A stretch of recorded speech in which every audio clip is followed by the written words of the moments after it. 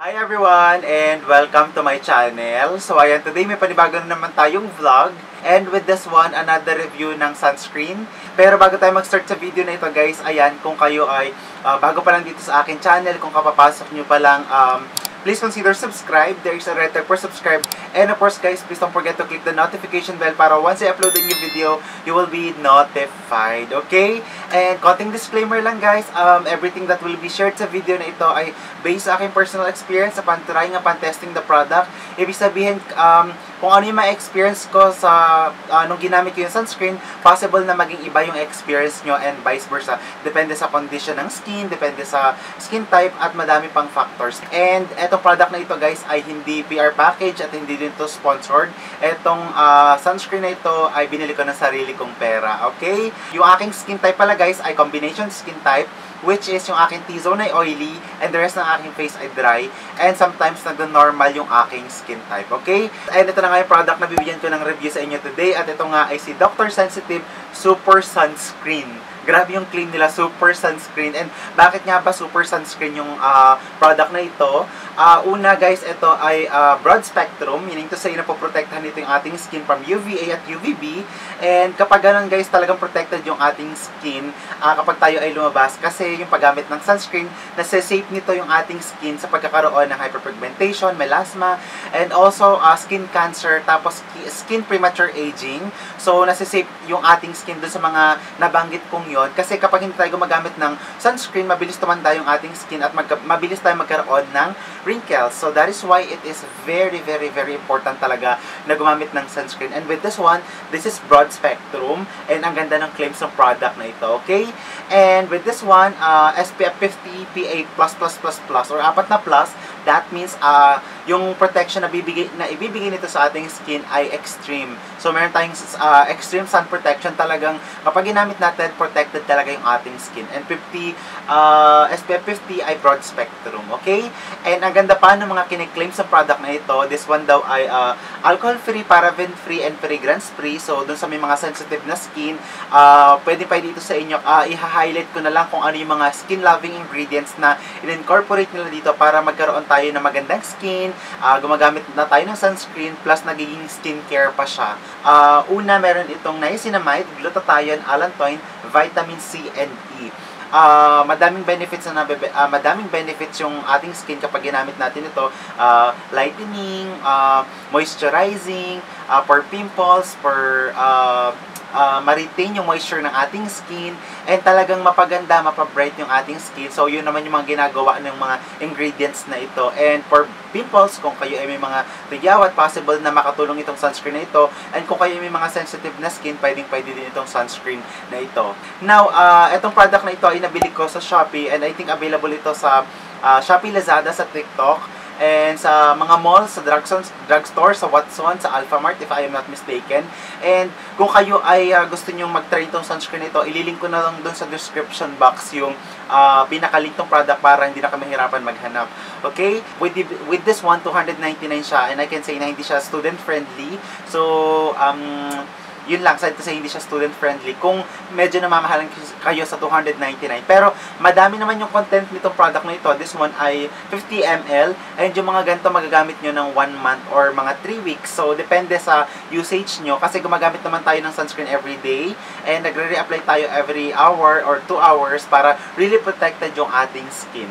This one daw ay good for face and for body, pero ako personally guys, upon trying the product, mas ginamit ko lang siya sa aking face.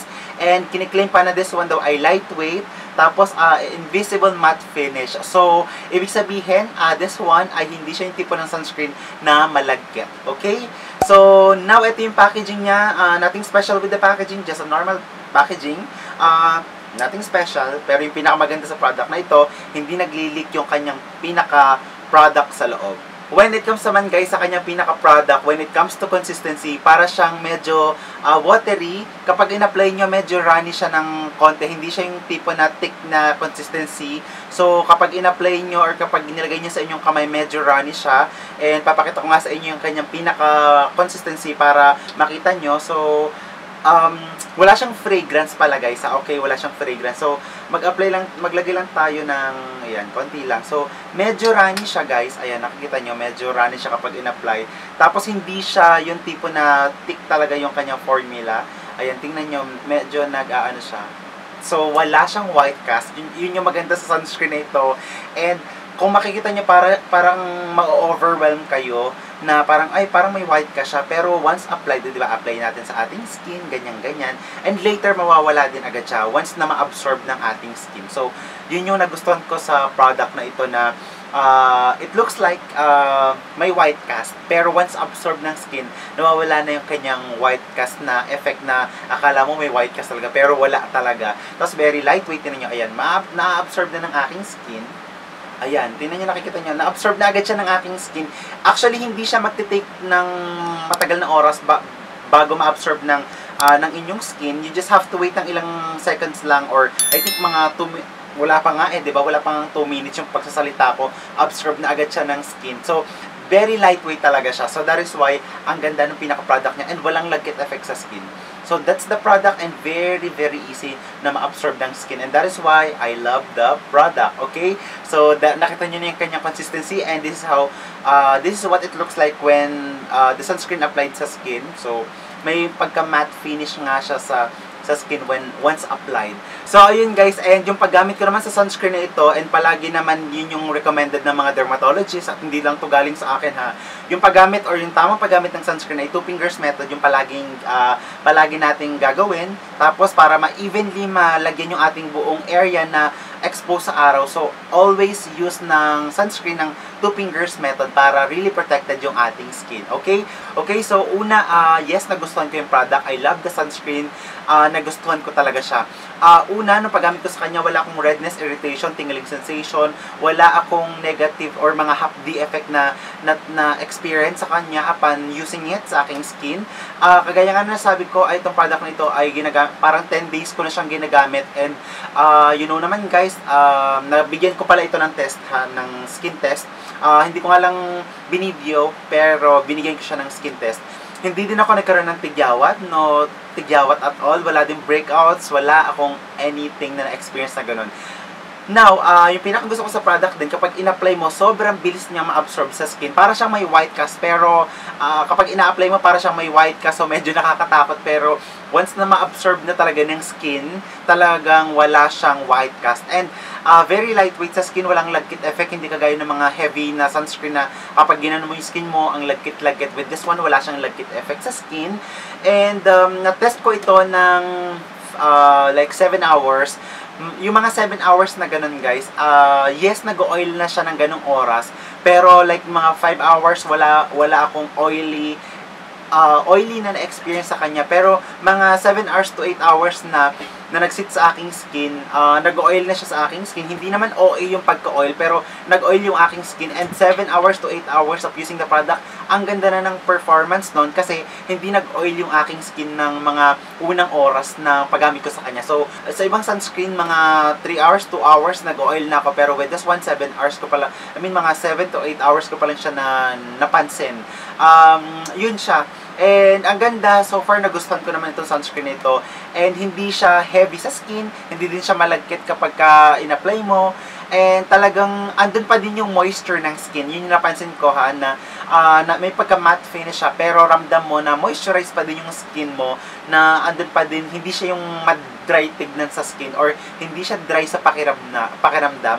Nagseset agad siya sa skin, pero andun yung product na mararamdaman mo na moisturize yung skin mo, pero wala yung parang malagkit na effect sa skin. So, yun yung nagustuhan ko pa sa sunscreen na ito. And, yung maganda pa sa product na ito, hindi siya nakakaklag ng pores, hindi din siya nagsisit dun sa area na sa likod ng aking ilong, sa gilid ng ilong ko, hindi siya nagsisit in doon. At all, wala akong na-experience na negative using the product. Maganda siya, actually, nagustuhan ko yung sunscreen na ito, and therefore, pwede kong ma-recommend sa inyo, okay? Kung kayo ay may oily na skin, pwede nyo itong matry guys. Promise, hindi agad ako nag-oil dito, pero of course, depende sa activity nyo.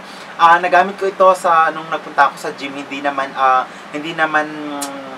siya nagbubuo-buo kapag pawisin ka na. Unlike nung na-try ko na parang hikari na talaga yung skin ko ay may mga anik-anik na parang libag. Pero with this one, ang ganda ng performance sa skin. And that is why pwede ko itong recommend sa inyo. And kung kayo ay interesado, andun sa description box yung pinaka-product. Okay? So, yeah, that's all for today. And this one naman ay FDA approved, syempre. Alam nyo naman tayo, talagang kailangan natin yung mga safe na product. Okay? So, that's all for today, guys. And kung may hindi man ako na-share sa video na ito, you can comment down sa comment box. And of course, I will answer all your questions, okay? So, ang ingin na ng mga pusa ko, pagpasensyahan nyo na. Pero, that's all for today, guys. And I hope you like this video. And if you like this video, guys, please don't forget to give a thumbs up. And of course, guys, don't forget to subscribe to my channel. There is a red tag for subscribe. And of course, please don't forget to click the notification bell para once I-upload din yung video, ay mananotified kayo. And kung nagustuhan nyo, guys, please share this video sa inyong mga kakilala and i-recommend nyo itong video na ito. Okay, so that's all for today, guys, and thank you so much for watching. Bye-bye!